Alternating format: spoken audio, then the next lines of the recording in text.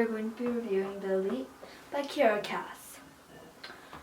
So The Elite is the second book in the Selection series, and in this book there are only 6 girls left: America,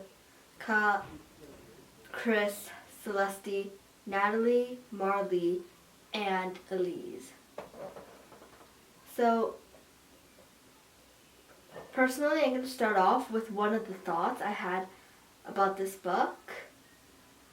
So as I read the first 2 books of this series, I realized that it kind of seemed rushed, because I consider The Heir and the Crown and the Selection, The Elite, and the One 2 different series, although they're part of the same series, because both are focusing, the 2 groups are focusing on different characters.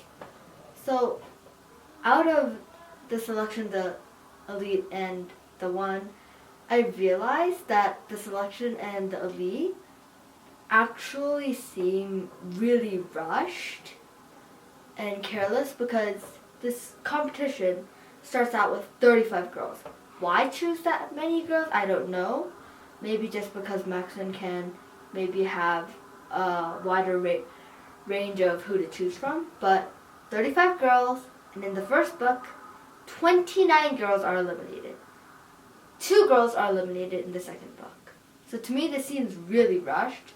Like, all you want to do was get to the One ASAP, and you just want to get these 3 books over with. I mean, I totally understand that writing a book is hard, because you want to get it to like 150, 200 or more pages, and you gotta come up with the ideas, editing, you've got to revise it, you've got to draft it, you've got to come up with the idea itself, illustrations, publishing, all that. And I totally understand that. But the fact that 29 girls were eliminated in the first book, 2 in the second book, just makes it seem really rushed. I mean, if you wanted to get to the 3rd book that quickly, then why not make it 12 girls? Why not get 25, 15? Maybe a smaller number like that. That way you could have gotten done with it a lot faster without having to make it look like it was rushed. And even if Miss Kierra wanted to stick with 35 girls that were going to be chosen for the selection, why not make more books? I understand that this could give you a lot of trouble to actually go through writing all these books.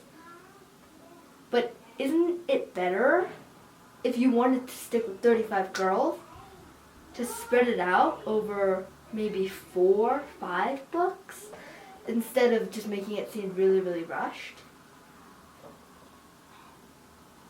So anyways, another thought I had about this book was about the author's purpose. So I did a bit of online research, I reread the book once or twice, and I thought over it for a while, and I realized that I couldn't actually come up with an author's purpose. Because honestly, this book, I don't think it's really trying to teach you anything.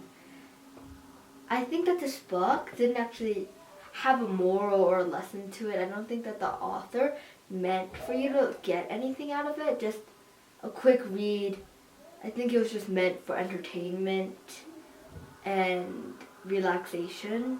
Just one of those books that you can sit down, lay down, and read it real quickly. So I think the Selection, The Elite, The One, The Heir, and The Crown are kind of those books.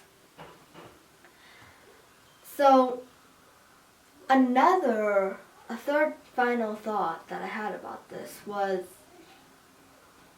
something that I didn't quite understand. So, America and Aspen, what a random coincidence, America gets drawn for the selection. Aspen totally randomly gets drawn to be the Royal Guard. So, random coincidence. What are the odds? They happen to be in the palace together, And now America's stuck in a love triangle because Aspen wants her, America wants both, Maxon wants her, and Maxon and Aspen don't even know about each other.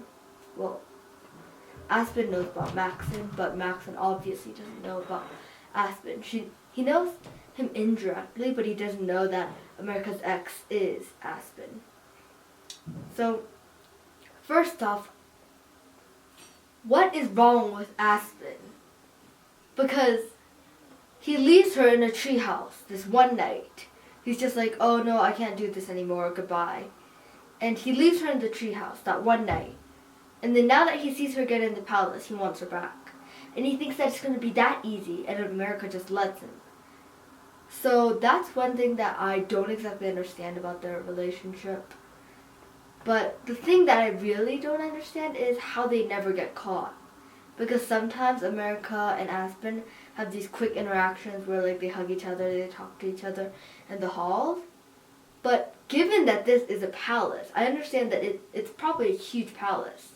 But it is a palace, and there are probably guards patrolling every corner. So how come never ever, a guard, a servant, the king or queen, one of the selected girls, or anybody in the royal palace, how come nobody ever sees America and Aspen talking to each other? How come nobody accidentally walks into a room and sees them? How come nobody ever realizes that they're together?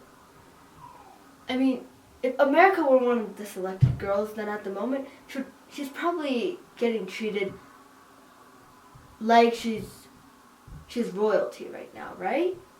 So, wouldn't you notice if randomly in the middle of the day, suddenly America disappears and suddenly she reappears? Because if you asked and you realized that she wasn't anywhere, wouldn't you try to find her? So really, I just think that they probably and most likely should have been caught one time or another because they're in a palace. America's considered Elia's property now and all that, because later in the book, the TV crew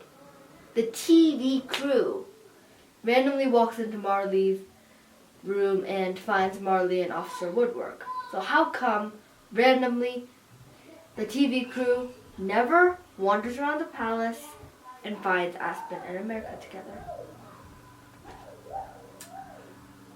So there were also a few things I liked about this book.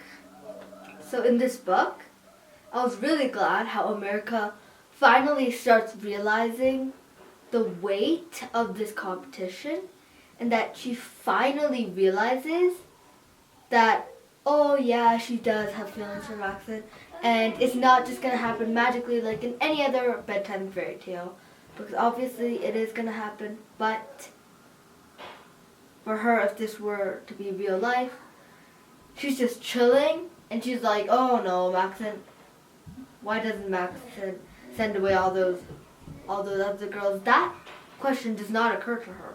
She just sits back and she's like, oh, obviously Maxon's going to choose me, obviously. I'm here.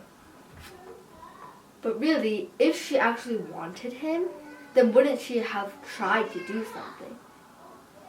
And in the selection, she was just like, oh no, I don't want this guy. I want to get out of here. But throughout the selection and the lead, she starts developing feelings for Maxon. And now she's finally actually making an effort to win Maxon's heart. I mean, finally, after 2 books, finally, America starts making an effort. So I was really glad about that. I loved how supportive her dad was, as was the same in the selection book, and I loved how Queen Amberly starts to talk to the selected girls, because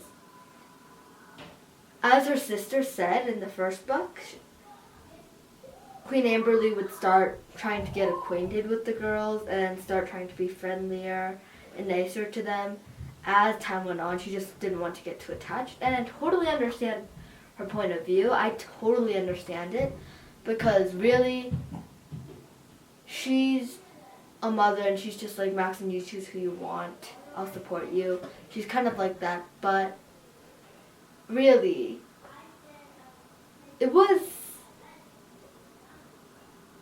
I totally understood why she wouldn't want to get too acquainted with this girl, go like, oh, I like this girl, but I can't tell Maxon what to do.